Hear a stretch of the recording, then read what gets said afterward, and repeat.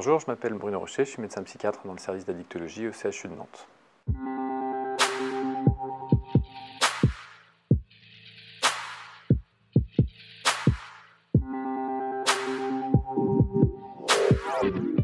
Effectivement, l'OMS vient de reconnaître la problématique addiction aux jeux vidéo, trouble de l'usage des jeux vidéo comme une problématique de santé importante qu'elle a intégrée au sein de la classification de la CIM 11 le week-end dernier, du coup en mai 2019.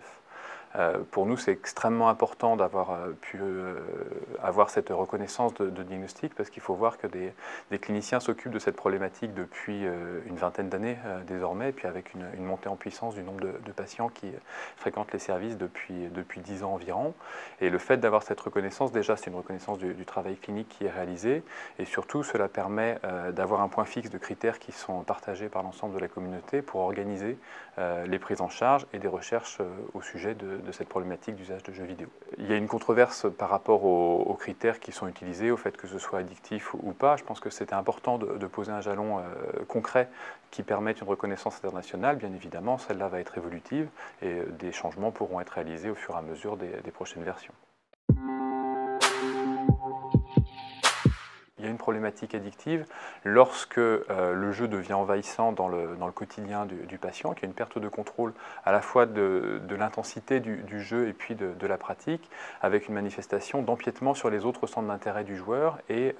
des difficultés à contrôler le jeu. C'est ce qu'on voit le plus souvent dans les patients qui viennent nous voir en consultation. Il faut bien voir que les patients se décrivent comme incapables souvent d'arrêter depuis plusieurs années, et la notion de plus d'un an est établie dans les critères OMS, mais souvent depuis plusieurs années à des jeux qui sont devenus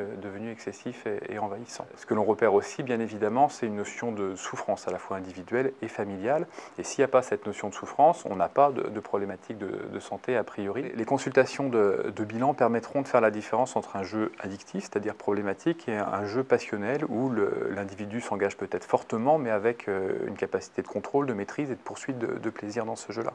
Il faut bien voir que dans les jeux addictifs, ce qu'on retrouve derrière, c'est souvent un échappatoire, soit une échappatoire à des souffrances, à des angoisses, des éléments dépressifs, des difficultés à faire des choix de vie,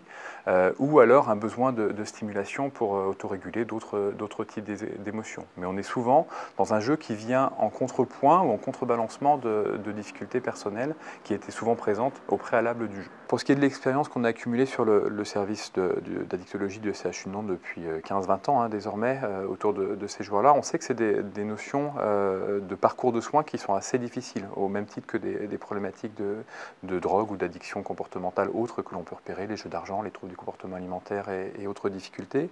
Mais souvent, on a une évolution assez lente des situations de ces joueurs pour qu'ils retrouvent la capacité de développer une vie plus élaborée et plus aboutie, plus diversifiée, plus plaisante. Il y a cette notion que les joueurs se retrouvent souvent enfermés dans un monde virtuel dans lequel ils sont relativement confortables sur leur parcours de joueurs et de vie, et que le fait que ce soit ludique et que ce soit reconnu comme effectivement plutôt un loisir, plutôt un connoté positivement et heureusement, fait que ça peut être aussi un facteur de maintien dans cette pratique sans prendre en compte le fait que ça vienne les bloquer dans leur développement. Et l'expérience qu'on a accumulée, c'est qu'effectivement, malgré des prises en charge des fois assez étoffées qu'on a pu mener avec des collaborateurs, les évolutions sont souvent assez lentes dans ces situations-là. Mais c'est au titre de ces prises en charge au long cours, justement, développées sur des niveaux de soins qui sont diversifiés, qu'on réussit à avoir de bons résultats.